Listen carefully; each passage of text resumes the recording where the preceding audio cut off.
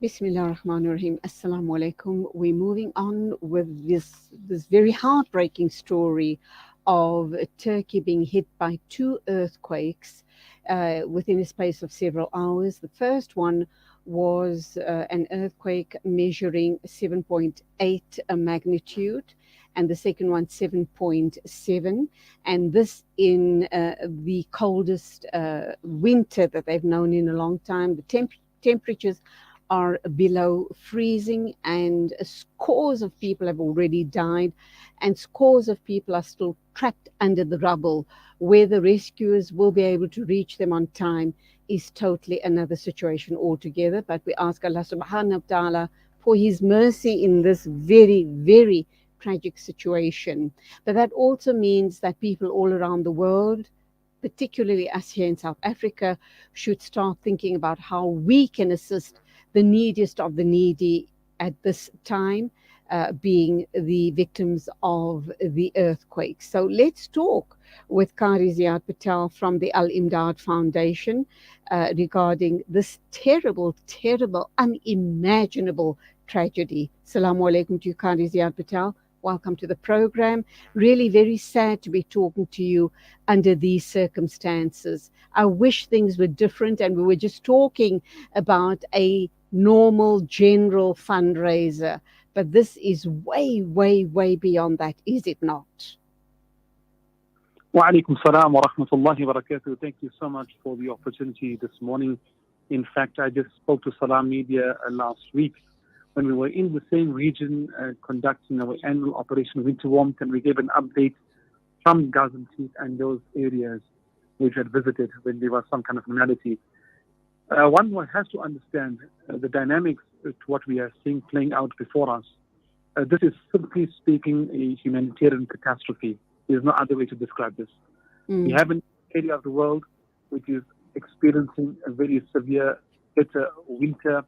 With that, we do understand for the last 10 years, the Turkish community, the Turkish population has been the host community towards thousands, literally hundreds of thousands of Syrian refugees. And now to add another burden into this entire situation, we find two earthquakes strike the very same region in one day. Unprecedented, unheard of. In fact, scientists are still trying to grapple with this. Scientists are still trying to wrap their minds around this, that two earthquakes strike the same region in a span of 12 hours.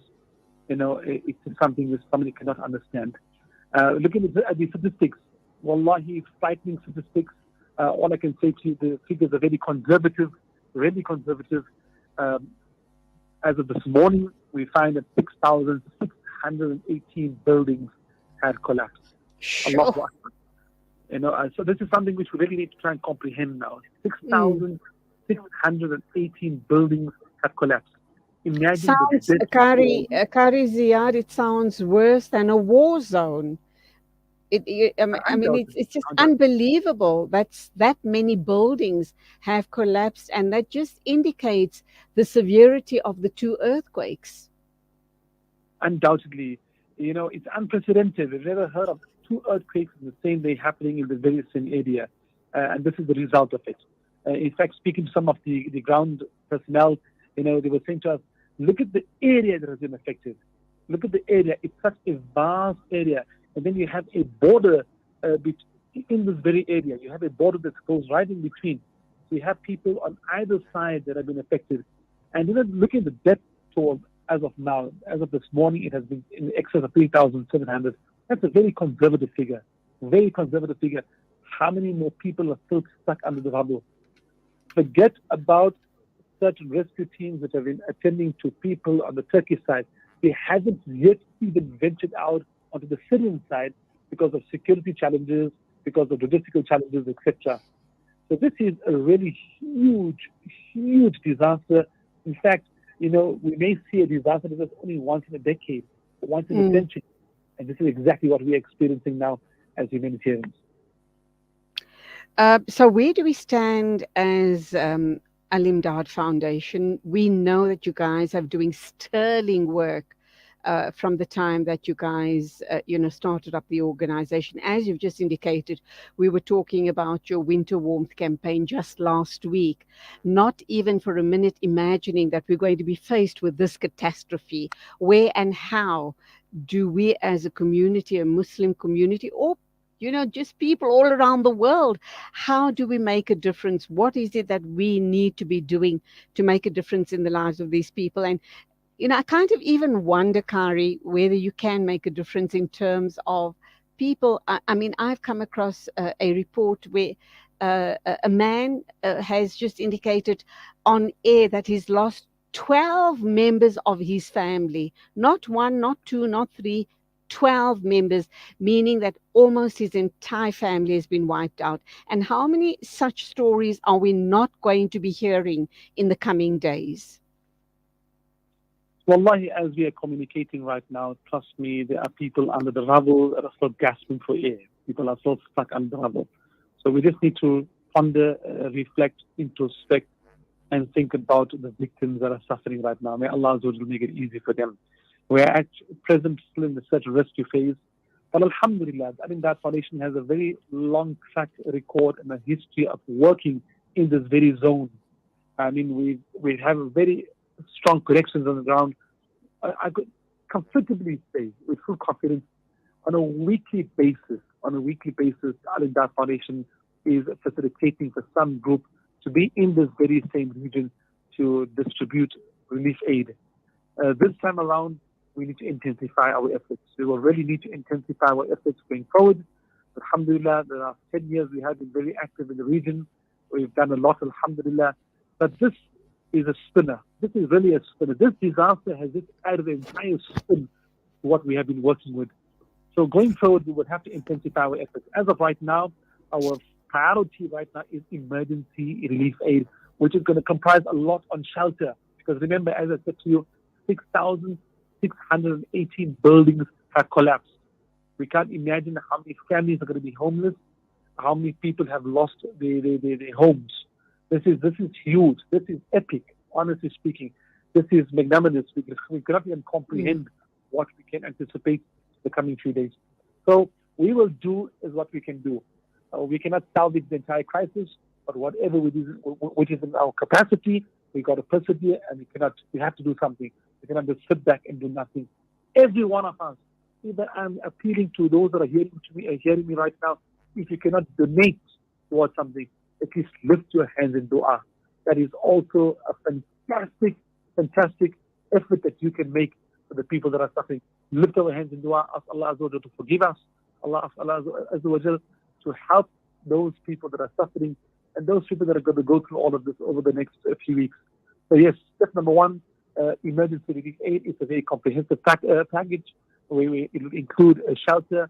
Alhamdulillah, immediately yesterday, we had begun with our hot meal distribution. And this was warmly received by the people. Remember, this turmoil right now, as I'm talking to you, there is looting happening in certain areas. There's a fight for resources right now. This is survival, human survival instinct. Whatever resource people are going to get their hands on, they're going to grab it. That tells you how dire the situation is. Absolutely. One cannot even understand. Allahu Akbar Kabira. Secondly, we are going to continue with our Operation Winter Warm. This has been scheduled. It has been planned. We have been busy with that. Why? Because in the next few days, they are predicting snow. So look at how many dynamics to this. You have the Syrian refugee crisis. Then you have the disaster of the earthquake, which is there. In addition to that, you have a severe bitter winter. And then they're predicting snowfall as well. So sometimes they say it does not rain, it pours. And this is exactly what we are seeing here. So we have a very comprehensive relief aid package. We have experience in this field, alhamdulillah, in different parts of the world when there were earthquakes, tsunamis, etc. And Al-Imdaad Foundation have responded. We have experience in setting up IDP camps internally, displaced people's camps. And that's exactly what we're going to do here. We're going to identify certain rural areas. We're going to adopt those villages. We're going to give them complete, comprehensive aid. And that's going to be our strategy going forward. We cannot salvage the entire crisis, but we need to start somewhere. Alhamdulillah, we understand the Turkish President Erdogan has said that 45 countries have already offered to help search and rescue efforts in Turkey. And obviously, that's really good news. It's very heartening to know that so very many other countries have come to the fore. We also understand that India has released a media statement suggesting that they're going to be donating 10,000 tents for shelter for the displaced people. So let's look at Al-Imdaad. You are already on the ground, you're already with your winter warmth campaign. How many people do you have active, and are you going to be holding hands with other relief agencies to try and get to the maximum number of people and to try and make a very a very concerted effort and make certain that people are reached and people are assisted and helped in this very, very dire time of need? So yes, undoubtedly, we need to work through the relevant bodies and the relevant authorities which are on the ground. And of course, we want to congratulate and commend Turkey for their efforts in helping and serving humanity, of course, over the last 10 years. I mean, they are really, really fantastic, and very interesting people to be working with. And they have already set up a coordination body. And we want to work with this coordination body because we don't want to duplicate. We want to make sure that resources are well spread out and resources are well stretched into the various different communities that have been affected. We don't want all of the resources to be saturated only in one community and others are neglected. So we need to see a good spread of resources across all these communities that have been affected. And yes, Al-Imdaad Foundation, we always work in harmony, in coordination with the relevant authorities and relevant organizations and other NGOs as well. We say we have our roles which are complementary in nature and never competitive. Wallahi, this is our take. This is our mandate. Our roles are always complementary in nature and never competitive. And this is what we want to do. Any other organizations out there, and alhamdulillah, we have been facilitating in the past. For the last 10 years, Al-Imdaad Foundation has been facilitating for other organizations to go out to the region and to help and assist people and to also deliver their aid. And once again, our arms are open, our hearts are open to help and assist anyone out there who's hearing us. We have a strategy. We want to do something. Al-Imdaad Foundation is your organization. It is your humanitarian vehicle. You're more than welcome to engage with us, and we can work together to try and help and assist these people. So yes, we will be working with the various relevant Turkish authorities. We have been in direct contact with the Turkish embassy here in South Africa, with the ambassador, and thumbs up to all of them out there. They've been very, very, very helpful to all of us. And they themselves have understood the dynamics and the complexities with regards to a disaster of this scale, of this magnitude. This is huge. And the world is actually seeing this. And alhamdulillah, all those countries which have come forward and have offered assistance with such rescue, with donations, etc. May Allah bless them, for indeed every one of us are brothers in humanity. And we need to, we as a human race, we need to help one another, especially in calamities and disasters like this. Alhamdulillah. Okay, so for people wanting to really dig deep into their hearts, because they're definitely going to be doing that, when, how can they donate to Al-Imdaad to make a meaningful difference, inshallah? Alhamdulillah, as I mentioned, the Al-Imdaad Foundation, we have a long track record and a long history of working in the region. Al-Imdaad Foundation is your organization. You're more than welcome to log onto the website, www.alimdaad.com. Our call centers are open right now as we speak, 0861-786-243, or follow us on any of our social media handles at Al-Imdaad for live updates. Contact us directly as well. It's your organization. We have been working there as of last week. I myself personally was on the ground. I am leaving again this evening to be back again on the ground. So we are there personally to make sure that your donations are discharged correctly and they'll be reaching the neediest of the needy people.